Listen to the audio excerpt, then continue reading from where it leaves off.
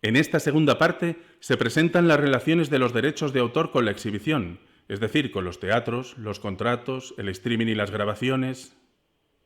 Antes de entrar con el contrato, hay un triángulo que yo lo llamo maléfico total, porque daros cuenta, lo que os voy a explicar ahora es una relación endiablada. Fijaros cómo funcionan los derechos de autor.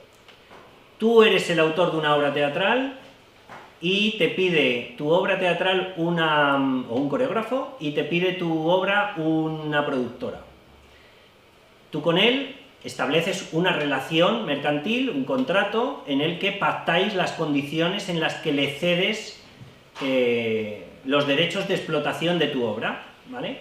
Pues estableces el derecho de transformación porque se va a traducir al catalán, estableces el derecho de comunicación pública porque se va a hacer en escenarios, no le das el derecho de comunicación pública en audiovisual, ese te lo quedas, le das el derecho de distribución de la representación teatral, no distribución de una obra audiovisual, ¿vale? Ahí, por eso os decía antes que cuidado con esos textos gordos que aparecen en los contratos en los que te ponen muchos derechos de derecho de, porque ahí van incluidos todos estos, ¿vale? Bueno, pues tú haces esa cesión y tú dices, pues ya está, pues ya sé quién me paga, porque además, claro, he metido las condiciones económicas, ya sé lo que me van a pagar, ya sé todo, vale, fantástico, y te quedas tan tranquilo, diciendo, pues ya está. Bueno, pues esos son dos patas, ¿no? Dos vértices nada más. Autor, productora. Pues nada más lejos de la realidad, porque de repente aparece otro vértice que es el teatro, donde se va a exhibir tu obra, que en alguna ocasión puede coincidir con el productor o compañía al que le has cedido tus derechos, pero en otras ocasiones puede suceder que ese productor luego vaya a vender la obra que ha generado, porque ese productor ha contratado un equipo artístico, ese productor ha decidido crear una obra, y eso es lo que va a vender a los teatros, eso es lo que se va a terminar exhibiendo en los teatros. ¿Quién es el pagador de los derechos de autor? El obligado al pago de los derechos de autor es el depositario de la taquilla. Os lo he comentado al principio, que funcionamos por mandato. El autor decide lo que quiere cobrar en cada momento, y no hay tarifas estándar, ni tarifas base, ni tarifas negociadas con el ministerio, ni tarifas negociadas con la asociación de hosteleros. No, no. Tú quieres cobrar 100 euros por bolo, independientemente de la taquilla, y los cobras. Y aquí es donde ya viene esa parte de la negociación en el contrato.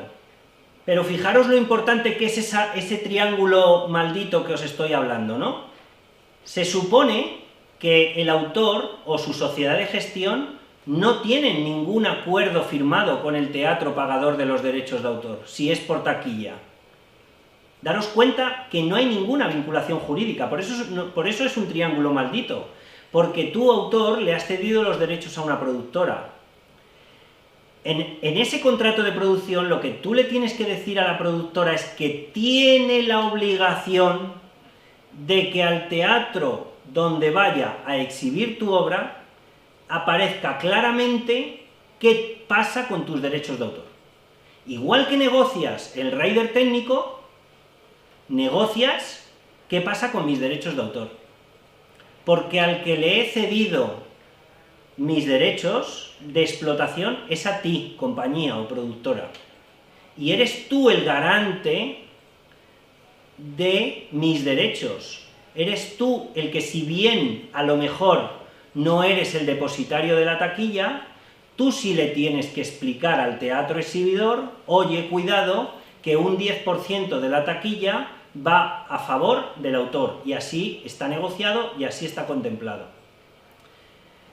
Es una relación que tiene que ser sana, y no es sana a veces. A veces el autor se ve muy menospreciado en esa relación porque le ningunean, o una vez que cede los derechos, 2 años después, vete tú a saber ya, pues si están poniendo en el contrato tu 10% o no. Es una obligación, tiene que ser una obligación legal para el productor o para la compañía. El productor y el teatro exhibidor sí que tienen un contrato firmado entre ellos, sí que tienen una vinculación jurídica, sí que deciden su relación. Y ahí ellos sí que deciden si me pones un camerino más grande, si me pones un regidor, si me pones un técnico de luces, o si me pones, o si la taquilla la pago yo, o bueno, lo decidimos todos, si me pones 5 móviles o me pones 1. Bueno, lo decidimos, lo pactamos. Pues pactamos también los derechos de autor. Si yo, productora, me voy a quedar con la gestión del espacio escénico y yo voy a contratar todos los servicios para que tenga lugar la representación escénica, incluida la venta de entradas, el depositario de la taquilla eres tú, productor.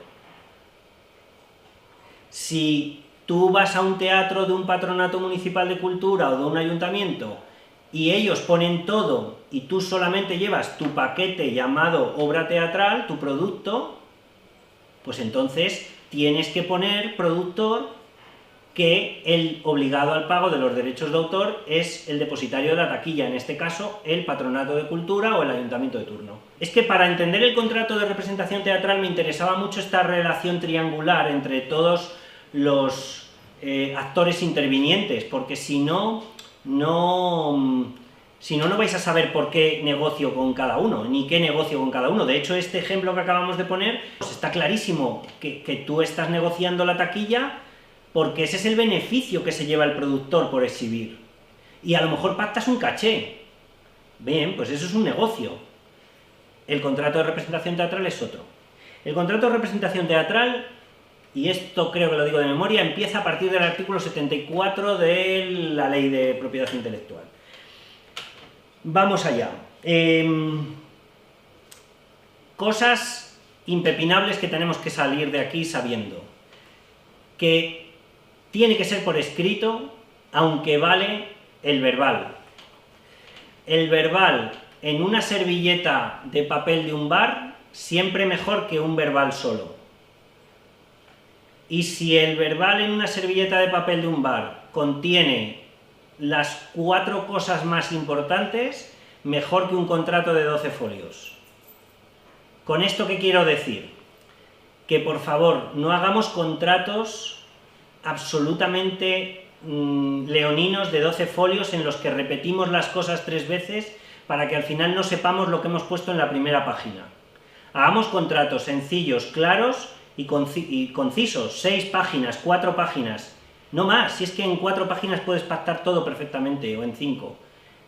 Vayamos al grano, pongamos claramente las cláusulas, digamos claramente cómo quedan establecidas las cláusulas que son objeto de negociación, y pasamos a ver cuáles son. Identificar a las partes, por supuesto, tenemos que saber quién es el autor, tenemos que saber quién es la compañía o productora. Por supuesto, tenemos que saber qué hace cada uno en este contrato. Yo, autor, pongo mi obra. Tú, productora, pones una producción teatral encima de la mesa. El objetivo es que cada uno aportamos una cosa. Tiene que quedar claro. No vale decir, bueno, pues yo ya si eso voy escribiendo y tú ya si eso producirás y ya si eso nos encontramos un día y lo solucionamos. No. Yo tengo esta obra o quiero escribir esta obra, incluso con este título provisional, y tú quieres mi obra y la vas a representar. Y vamos con los pactos. Sin lugar a dudas, vigencia, territorio, idioma, en exclusiva o sin exclusiva, y todos los derechos de explotación que cedes. Son como la piedra filosofal de todo contrato.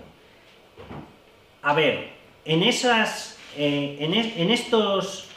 cláusulas está lo más importante de una negociación. Y aquí es donde hay que saber jugar con la negociación, ¿vale? Os pongo un ejemplo. cedo en exclusiva la obra, pero a cambio solo para España y solo en castellano. Os pongo otro ejemplo. Cedo la obra no en exclusiva para Cataluña, en exclusiva para España, con la posibilidad de hacerlo en catalán, pero no tienes la exclusiva. Incluso os pongo otro ejemplo. En castellano para esta productora y me guardo los derechos de catalán para otra productora que me los está pidiendo, y entonces ¿qué problema tengo? El territorio. Vale, pues no pasa nada. A la productora catalana le digo, oye, perdóname, en catalán solo para Cataluña. A la productora en castellano le digo, para toda España.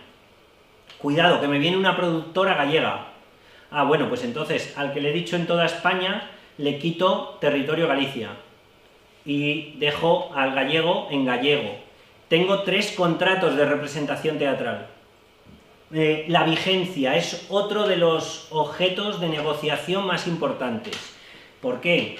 Porque cuando tú le cedes a una productora tu obra, esa obra dejas de poder explotarla por otro canal. Si en todos los derechos de explotación se los has cedido al máximo nivel y te has quedado ya sin posibilidad de negociar y se lo has dado en exclusiva, pues de momento tu obra no la vas a poder vender de otra manera.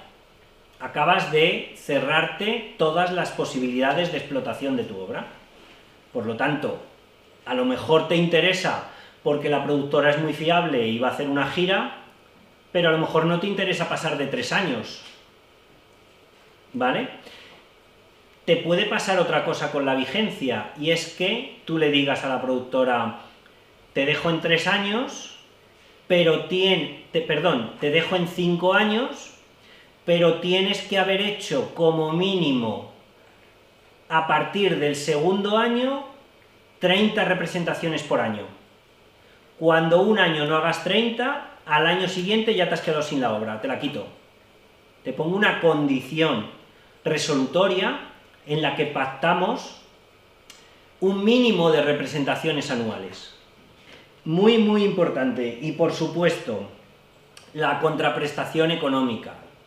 Contraprestación económica, ¿qué deciros? Que ya hemos hablado, pues que puede ser o por taquilla, por lo tanto un porcentaje de la taquilla, o puede ser un fijo por bolo, o puede ser una combinación de las dos cosas. ¿Conocéis la fórmula del mínimo garantizado? Pues la fórmula del mínimo garantizado es, yo quiero como mínimo 100 euros por bolo, salvo que el 10% de la taquilla sea más. Por lo tanto, tú de momento me aplicas el 10%, si salen 90 euros me tienes que pagar 100, que es el mínimo garantizado que me he protegido en el contrato. Fijaros la importancia que tiene eso en lo que hemos estado hablando del contrato de exhibición. Eso se lo tiene que contar la productora al teatro. El teatro tiene que saber que si salen 90 euros, le va a tener que pagar 100 al autor, o por lo menos la factura que le va a venir va a ser por 100 euros, no por 90. ¿Conocéis la figura del avaluar? Esa figura es una figura intermedia entre una fianza y un depósito. Es esa figura rara en la que tu productor no le estás pagando por el encargo de obra, por lo tanto le estás cogiendo una obra al autor que tenía en el cajón de su casa, pero le estás anticipando el dinero de la taquilla. Por eso funciona como fianza.